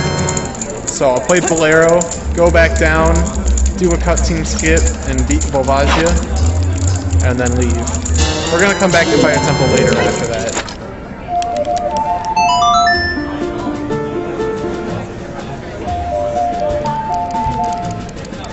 there's a lot of multiple dungeon entrances in this run. 2 to Shadow, 2 to Decatry, 3 to Fire, and I think that's all the multiple entrances in the game.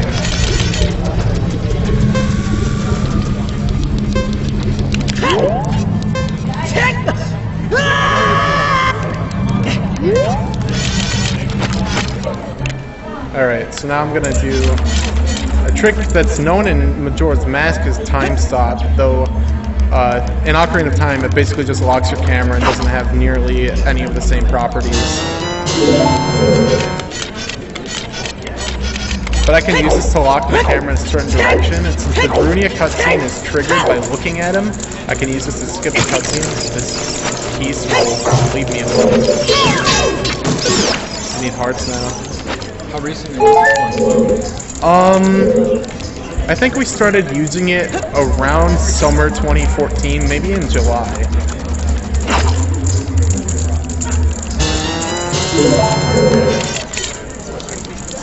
Alright.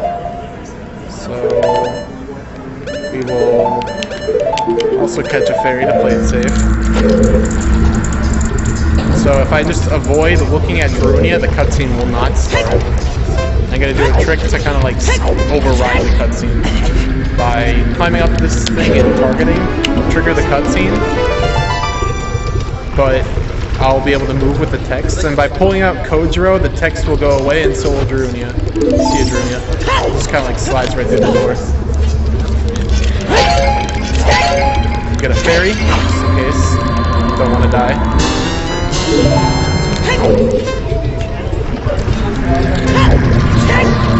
Alright, now it's time for Volvagia.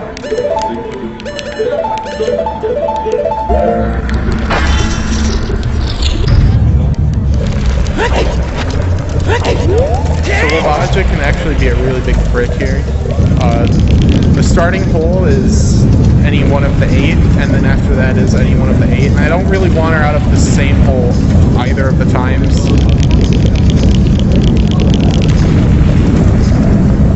So, yeah, hopefully she doesn't. Because if she comes out of one of those same holes, it makes the fight a lot harder.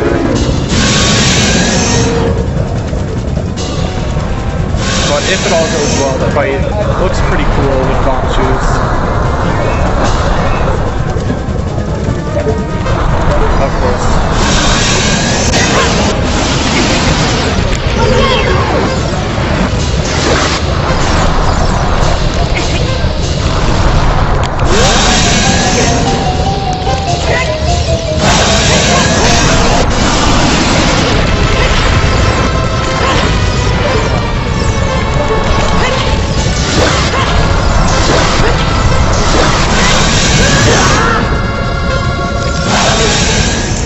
That's really bad. Like, really bad. Alright, oh, okay, that doesn't matter.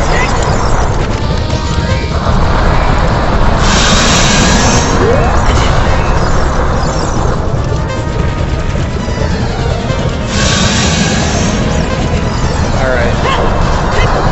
Drop some bombs down here. I don't know exactly what this one is. I gotta get the damage off.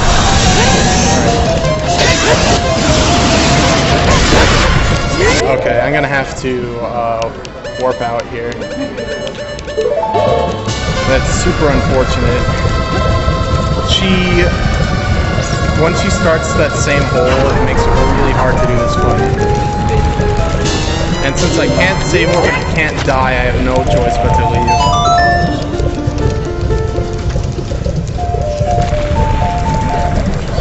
Which pretty much just put a cherry on top of this really bad marathon run.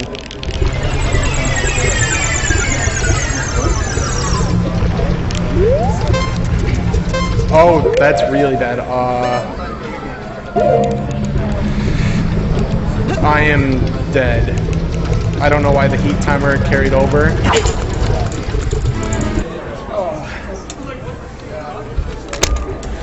That's really frustrating.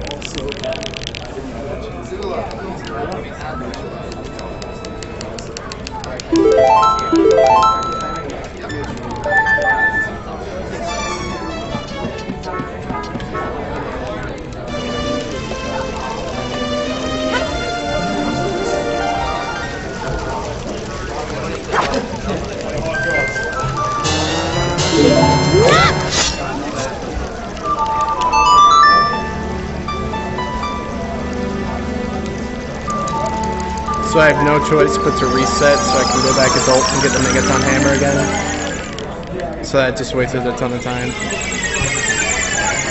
Pretty much makes it so it's going to be really hard to get sub 2 hours. I don't even know if it's possible anymore.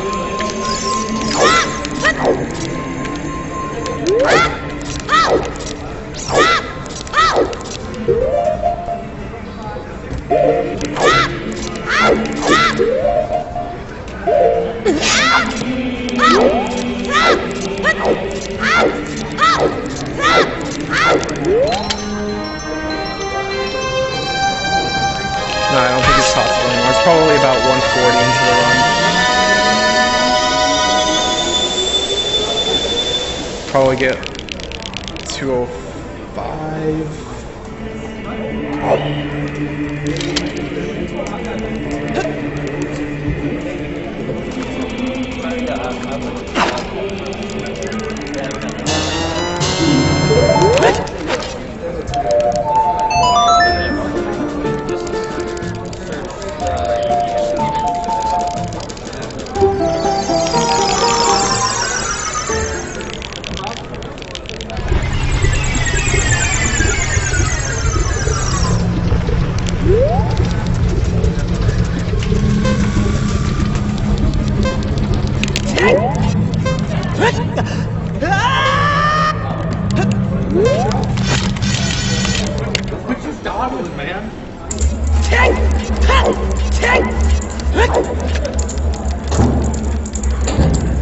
So now I have to get the boss key again and everything. It sets me back a long ways.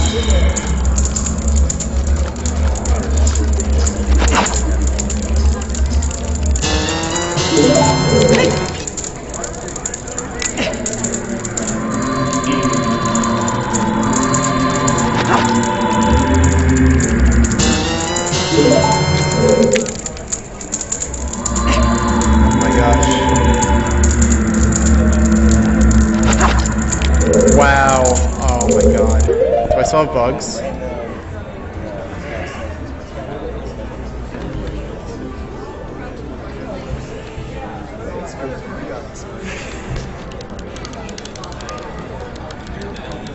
I don't think I've ever done an All Dungeons run this bad, actually.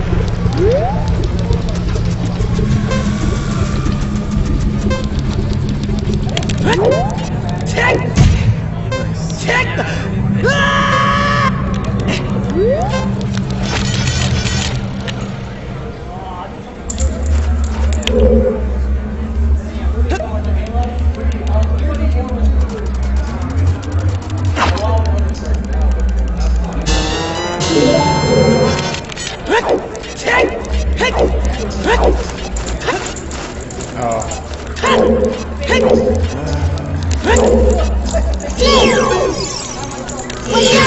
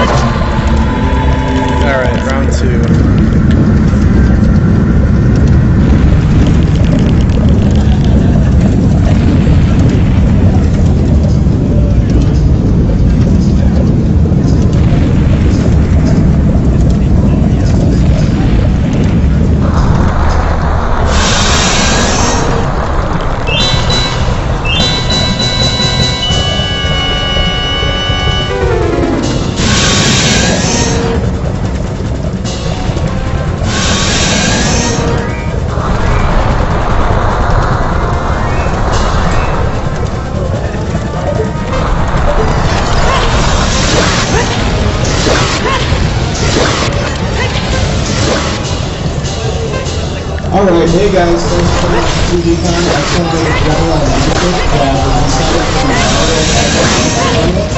Sign up for 5 minutes. Console 3 right across from where I am right here. And you can ask to speak with Ross. He will be the coordinator. Thank you.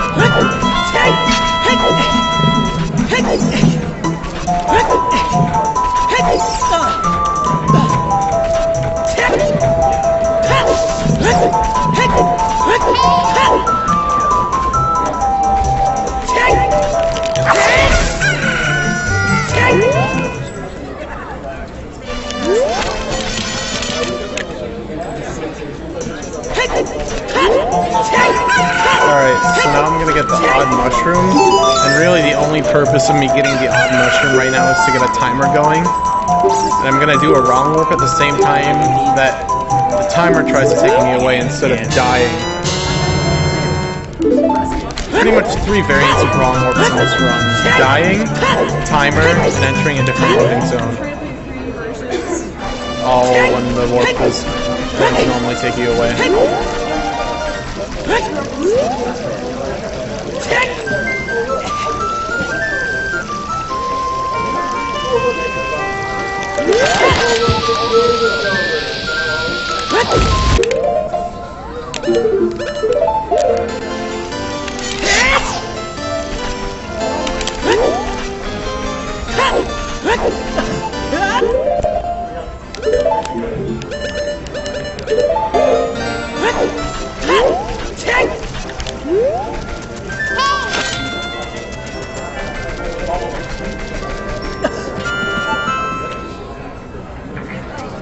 Alright, now I'd like to hard drop this because I'd like to keep my health not glitched. There we go. If you take fire or ice damage, you can take an 1/8 heart of damage, which is actually kind of strange because this game only displays in quarters. So my health there was actually glitched health. I had 4 7/8 of a heart. I'd like it to be neatly 1/2 when I do my wrong warp here. This Navi skip you can skip if you open the door the same frame that you have. It saves like 6 or 7 seconds.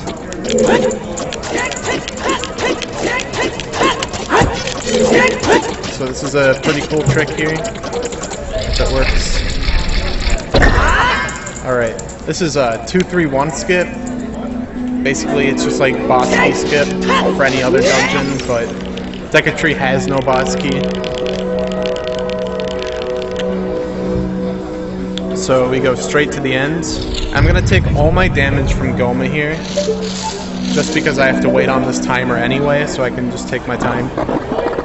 And I'm gonna do a crazy wrong warp, and we hope it works. I'm gonna hope it's gonna work.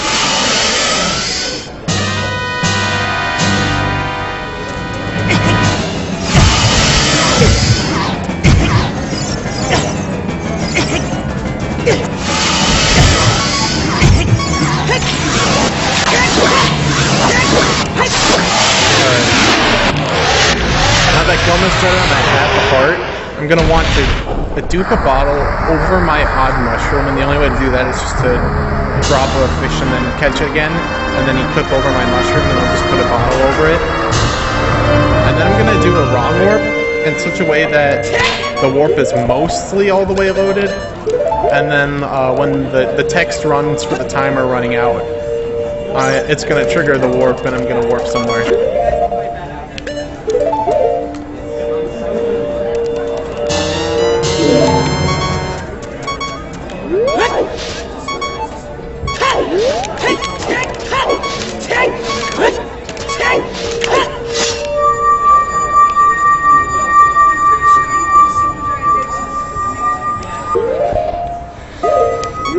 That might be a frame late. I hope not.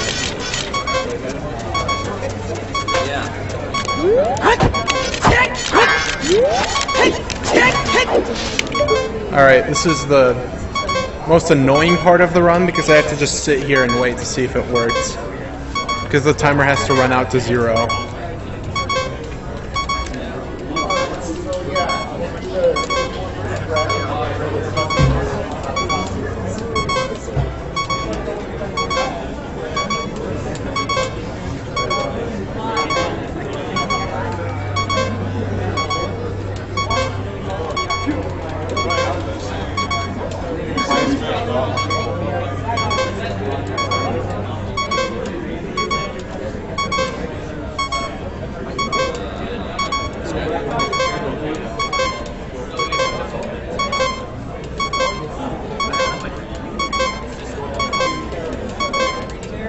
Damn, dude, this suspense is killing me. Yeah, no, me too.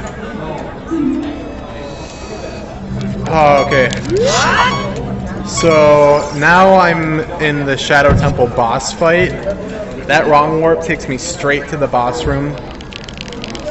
This is basically the trick that makes it so that I can skip Zelda's Lullaby, because otherwise I'd have to take the long boat ride all the way over here. So that wrong warp ends up saving a ton of time. So for anyone who struggled with Bongo Bongo as a child, who's a complete joke in speedrun, get into the sword glitch, stun his hands, wait for him to charge at you, and you actually drop and catch your fish during the fight. So we can do the wrong warp. And now I just don't do anything at all.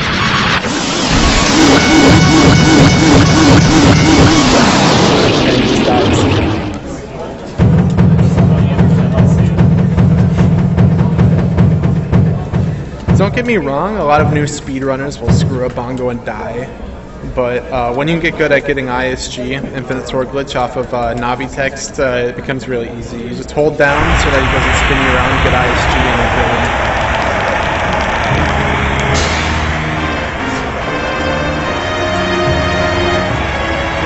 Alright, so now I have to hit this cutscene skip.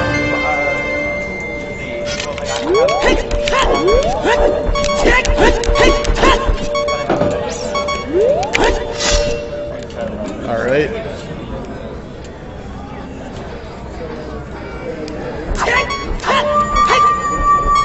Should work.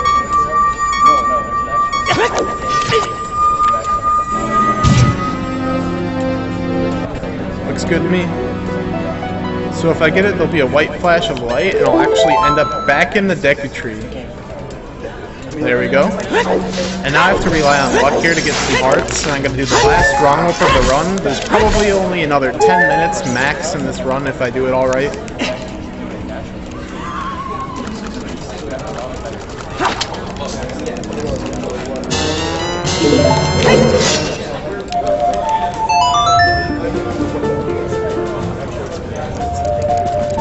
Okay, we've played Bolero Fire like a million times in this run, but that's the last time you play a warp song. And now is going to be arguably one of the craziest wrong warps in the game. That and the Deku Tree to Shadow Temple one are pretty cool. But this one probably looks the coolest. We call it the 1080 wrong warp because we're gonna spin around 3 times during it.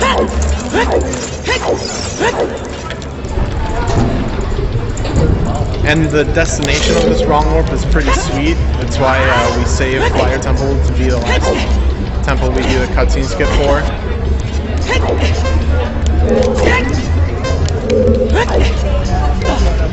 Alright. So I have to do this all on the heat timer, so I have to do this kind of quickly, but it's not really that time constrained if I do it correctly. I can delay the timer by backflipping and hitting the bubble button in midair. So I get an extra like 3 or 4 seconds here. Alright, and now I'm just gonna let the trick speak for itself here.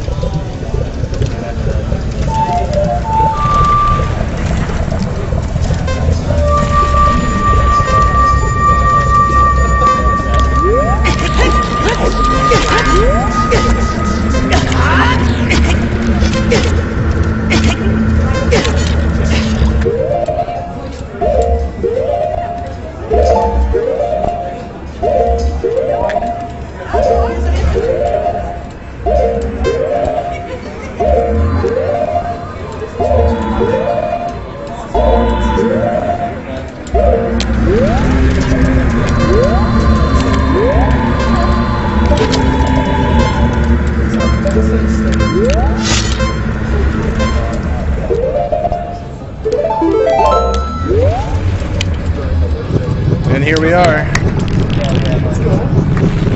So now I'm in the Ganon's Castle collapse sequence, but I want to be at the top because if I just go through that loading zone, I'm just going to end up at the top anyway. So I'm going to kill myself, and that'll make it so this next trick is a lot easier to do. It's called Void Warp, and essentially what's going on is I'm going to void out from the collapse because if you drop a certain distance, it'll automatically void